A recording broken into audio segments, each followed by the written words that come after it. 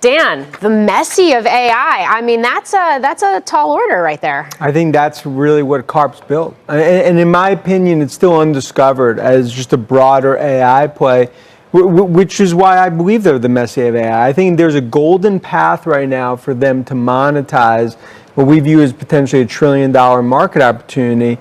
And I think investors still have not recognized what this golden goose could be. Yeah, I mean, as we just mentioned, the stocks moved pretty ferociously here in the last couple of months and since the start of the year.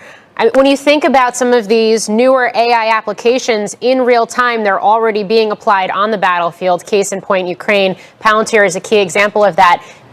Do you think this is a situation where investors don't fully understand what this company does because so much of it is defense tech? And yes, I realize it's expanding out to the commercial side too, but there's a lot that they can't talk about, for example. Well, I think that's the biggest misperception. I can tell you, we're talking to many in the 202 area code. The reputation of Palantir speaks for itself in terms of, any sort of operations, three-letter agencies. Now, if you're an enterprise CIO, and this is the conversations I've had, you're looking toward AI platform approach, Palantir is potentially the first call. And that's why I think in this AI gold rush, what I view as the fourth industrial revolution, of course it's NVIDIA, Microsoft top of the mountain with Nadella. You look at second, third, fourth derivatives, right now Palantir front and center. And that's why I think this is a stock.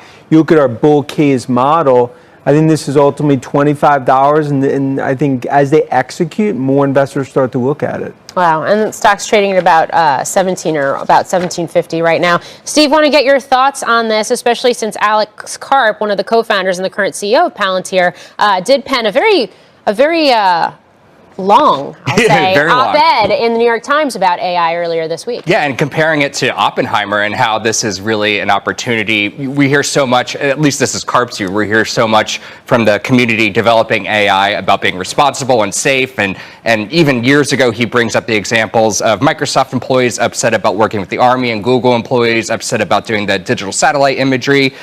He seems to kind of embrace it. I just want to pick out one quote from this. I mean, he calls for a, quote, more intimate collaboration between the state and technology sector, really comparing it to what Oppenheimer did, if you saw the movie or read the book or the history lesson about that, working hand in hand with the government before someone else does it. And he brings up the case about Ukraine. And I guess the other thing, Dan, I was kind of curious for your take on this, because there is a meme stockiness to Palantir too. I'm wondering how much of that factors into your calculation there, too. No doubt. I mean, there's a huge retail presence. Right. And I think this is one where maybe retail has been ahead of institutional in terms of understanding the actual potential AI story. I can tell you in my conversations today, it's really institutional investors being like, okay, what am I missing in this story?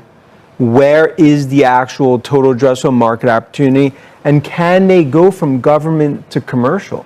Because I think when you start to look at it, that for them is really the opportunity. And if you're a CIO of an enterprise, there's no better reference accounts than those in the 202 area codes. But what does that look like? I mean, if you think about it, okay, so it's very opaque what they're doing on the military side of it. I'm just curious, what does that look like on the commercial side? Like, what are you seeing there? And especially, I know they're growing some clients and so forth. What are you seeing there? I'd say from a platform approach, in terms of scale, and in terms of actual use cases, they're probably the first call. I think they're probably in this market the purest AI play out there. Now, they built it, others are coming, but it just speaks to our view in this fourth industrial revolution. Palantir is going to be a big player. The first time I ever heard a major company say machine learning came from Palantir. Yeah. And of course, there's applications that, supply chain, which is a big area now for many companies, manufacturing applications. There's something to be said about, okay, you work with the government, you work on, in a classified capacity. You have these high level clearances for things like cloud applications as well, which only handful of companies do. Palantir is one of them. You're going to keep my data safe. I'm sure there's probably that in of itself has a certain cachet with commercial clients, I would imagine. But how does it happen alongside an uncertain macro environment where people are tightening belts? And then to the tightening belts, I think we started to see with IBM. I think we've saw with Microsoft, Google, and others.